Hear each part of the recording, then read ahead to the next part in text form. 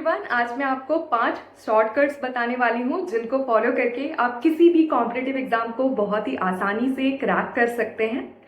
अब इस बारे में बात करने के लिए मैं काबिल क्यों हूँ। मैंने 12th ग्रेड में 94.6 परसेंटेज स्कोर किया था। जेई मेंस में 4000 के लगभग रैंक थी, जेई एडवांस में 6000 के अराउंड। कैट में 99.28 परसेंटाइल स्कोर किया था। जैट, स्नैप एंड मैट सारे एग्जाम्स क्वालिफाई किए थे, सारे कॉलेजेस से ऑफर लेटर आए थे। एसएससी सीजीएल टीयर 1 में 156 नंबर, टीयर 2 में 310 number, RBI grade B phase 1 qualify किया था और यूपीएससी सीडीएस भी मैंने क्लियर किया था। इसके अलावा यूपीटीयू और सीएफए लेवल 1 भी मैंने क्लियर किया हुआ है। सबसे पहली स्ट्रैटेजी है कॉम्पैटिबिलिटी। तो आपको अपनी कोर स्ट्रेंथ को समझना है और उस हिसाब से आपको अपने लिए एक करेक्ट एग्जाम चुनना है।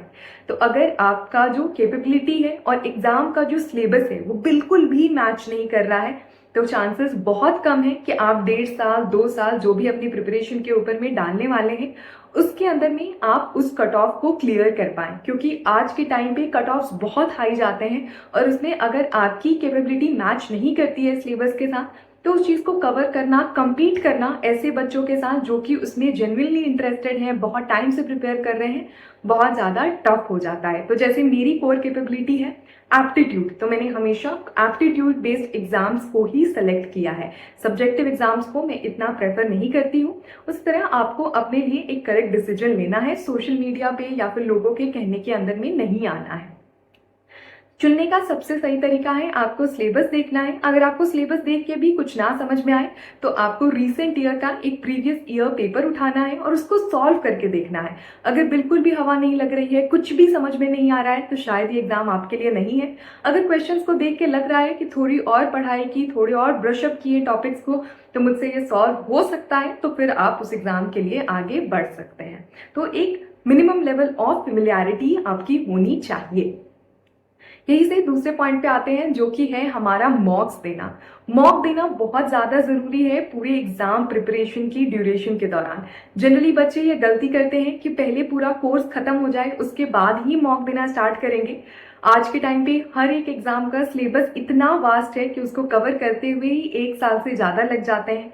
फिर हमारे पास टाइम ही नहीं होता है क्योंकि एग्जाम आ जाता है, प्री बिल्कुल नियर होता है, तो प्रैक्टिस नहीं हो पाती है। एग्जाम हॉल में जाके पहली बार हम पेपर देना ट्राई कर रहे हैं, अटेम्प्ट कर रहे हैं, तो वहाँ पे डरने के चांसेस, एंजाइटी के चांसेस बहुत ज़्यादा बढ़ जाते हैं। जबकि अगर हम लगातार मॉक दे रहे हैं तो एग्जाम के साथ हैबिचुएटेड रहते हैं और एग्जाम हॉल में जाके कुछ अटपटा सा या नया सा हमारे लिए नहीं होता है। और यहाँ से हमारी रिवीजन भी होती रहती है। जैसे आप एक मॉक देते हैं तो आपको पता चलता है कि अभी जो टॉपिक आपने पढ़ा है, क्या वो टॉपिक के क्वेश्चंस आपसे लग पा रहे हैं। अगर आपसे वो क्वेश्चन नहीं लग रहे हैं तो आपको वापस जाके रिवाइज करना है, फिर से उस टॉपिक को कवर करना है और उस हिसाब से आपको आगे बढ़ना है। और यही से तीसरा पॉइंट हमारा बहुत इंपॉर्टेंट होता है जो कि है कोचिंग। तो आज के टाइम पे चारों तरफ आपको कोचिंग माफियाज ही दिखाई देंगे। सारे ही कंपनीज अपने कोचिंग मटेरियल को, टॉपर्स को खरीदते हैं और उस हिसाब से अपनी मार्केटिंग करते हैं। तो आपको इन गिमिक्स के अंदर में बिल्कुल भी नहीं फंसना है। आपको किसी भी इन्फ्लुएंसर की बात को नहीं सुनना है। आपको अपने लिए एक करेक्ट डिसीजन लेना है। अगर आपको लगता है कि आप कोचिंग को नहीं फॉलो करना चाहते हैं तो अभी के समय पे सारी फ्री रिसोर्सेज आपके लिए अवेलेबल हैं। यूट्यूब पे आप एआई की मदद से, चैट जीपीटी की मदद से भी सारी चीजें कवर कर सकते हैं। तो आपको मैं सजेस्ट करूंगी कि आप जो भी एग्जाम की तैयारी कर रहे हैं उसमें आप जो भी टॉपर इंटरव्यूज हैं, किसी कोचिंग क्लास के इंटरव्यू नहीं, या तो किसी पर्सन ने उनको इनवाइट किया है कंप्लीटली नॉन स्पॉन्सर्ड, या फिर काफी सारे टॉपर्स के अपने चैनल भी होते हैं। वहां पे जो इनिशियल वीडियोज हैं जो नॉन स्पॉन्सर्ड होने के ज्यादा चांसेस हैं, वहां पे आप जाके उन वीडियोस को फॉलो करें और वहां से उन रिसोर्सेज को आप फॉलो कर सकते हैं। तो जैसे आप अगर एसएससी और कैट की ऐसे रिसोर्सेज जानना चाहते हैं तो आप मेरे चैनल पे भी इन सारी वीडियोस को फाइंड कर सकते हैं। वैसे ही आपको अपने एग्जाम के लिए चुनना है, ढूंढना है। अगर आपको लगता है कि आपको कोचिंग क्लास की बहुत ज़्यादा ज़रूरत है तो आपको बहुत सोच समझ के एक करेक्ट कोचिंग क्लास को चुनना है। हो सके तो आप थोड़ी बहुत ट्रायल क्लासेस ले लें और उसके बाद अपने लिए डिसीजन लें, लेकिन किसी की कही सुनी पे आपको बिल्कुल भी नहीं जाना है। और यहीं से हमारा चौथा पॉइंट बहुत इंपॉर्टेंट होता है जो कि है टॉपिक्स। तो आप जब एक बार कवर करना शुरू करेंगे अपने सिलेबस को तो आपको टॉपिक्स का क्या वेटेज है ये बहुत क्लियर होना चाहिए। और इसके लिए हमारा प्रीवियस ईयर पेपर बहुत ज़्यादा इंपॉर्टेंट हो जाता है। कम से कम आपको पिछले 5 साल के प्रीवियस ईयर पेपर्स को देखना है कि किस टॉपिक से कितने क्वेश्चन आए थे, और जो हाई वेटेज टॉपिक्स रहते हैं उनको आपको डेफिनेटली कवर करना है, क्योंकि किसी भी एग्जाम में ऐसा होता है, 100% इसकी गारंटी है कि परेटो प्रिंसिपल फॉलो होगा, यानी कि 20% ऑफ टॉपिक से 80% क्वेश्चन आने वाले हैं। तो इन 20% टॉपिक्स को हमको आइडेंटिफाई करना है और उनको ऑन प्रायोरिटी हमको कवर करना है। बाकी जो 80% टॉपिक है जिससे केवल 20% क्वेश्चन आने वाले हैं, उनको हम डी प्रायोरिटाइज कर सकते हैं, उन पे टाइम हम बाद में देंगे। लेकिन पहले ये चीज कवर करना जरूरी है, तो आपको अपने टॉपिक्स उस हिसाब से देखने हैं। और पांचवा और सबसे इंपॉर्टेंट फैक्टर है हमारा अप्रोच, कि आपको पेपर एग्जाम हॉल में जाके कैसे अप्रोच करना है। तो आपको एक चीज ध्यान में रखनी है कि पेपर हमेशा अपनी स्ट्रेंथ के साथ शुरू करना है, यानी जो सब्जेक्ट आपका सबसे स्ट्रांग है आप वहां से शुरू करें। जनरली आप सब्जेक्ट के बीच में फ्लक्चुएट ना करें, यानी कि 2 क्वेश्चन इसके कर लिए फिर 2 क्वेश्चन किसी और सब्जेक्ट के। ऐसे करने पे आपकी जो फ्रीक्वेंसी है वो टूट जाती है, अफेक्ट होती है।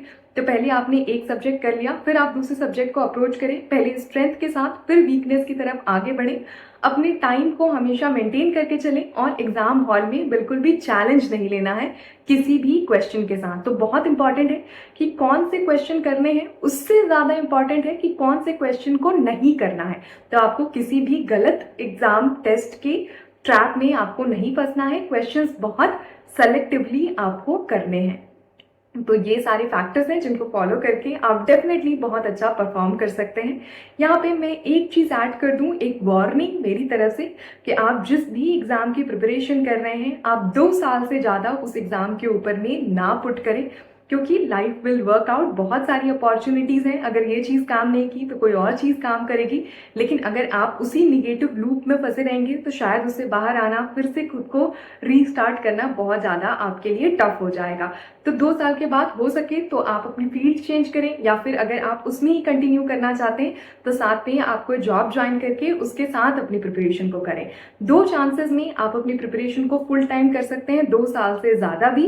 पहला ये कि आपके पास कोई भी स्किल नहीं है, आपको कोई भी आइडिया नहीं है कि क्या हो रहा है, और बस आपके लाइफ का एक गवर्नमेंट एग्जाम ही आपका गोल है, तो फिर आप कंटिन्यू करते रहें। और दूसरा ये कि अगर आपको पेरेंटल सपोर्ट है, यानी कि आपको अभी पैसे कमाने की अर्जेंसी नहीं है, उसके अलावा भी आपकी लाइफ बिल्कुल सही चलेगी। अगर आप 5 साल 6 साल भी देते हैं तो आपका फैमिली आपको हेल्प करेगा फिर से रीस्टैब्लिश होने में, तो आप उस चीज को भी यहाँ पे फॉलो कर सकते हैं। बाकी अगर आप मिडिल क्लास बैकग्राउंड से आते हैं तो आप 2 साल से ज्यादा इन चक्करों में ना पड़े और कोई करियर अपॉर्चुनिटी की तरफ आगे बढ़ें। That's pretty much about it. Hope it was helpful. Thank you.